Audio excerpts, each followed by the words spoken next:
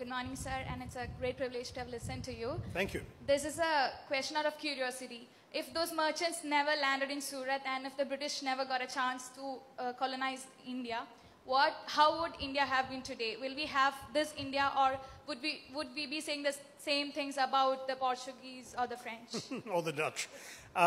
There was a scramble for overseas territories from European powers, and the argument that many make is that we were lucky, and that we were going to get colonized anyway because we're relatively militarily weak and divided, and so a European power would have established itself, as the Dutch did in Indonesia, the Portuguese did in Mozambique and Goa, the Belgians did in Congo, and so on. So if it wasn't the British, it would have been worse.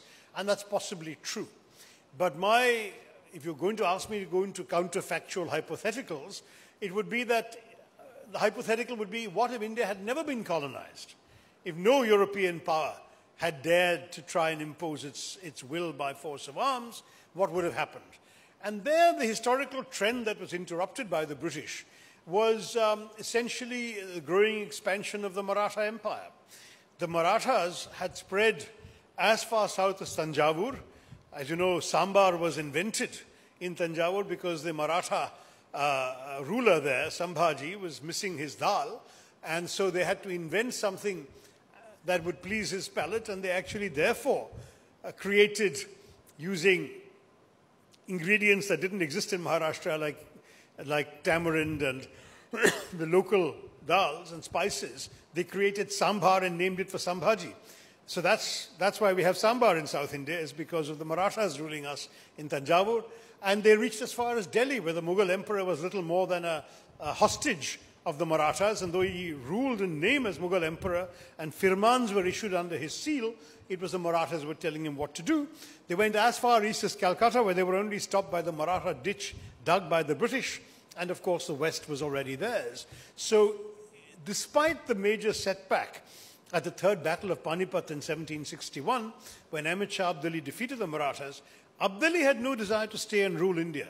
He conquered them, killed a few people, looted a lot, stole every precious stone he could lay his hands on, and went back to Afghanistan.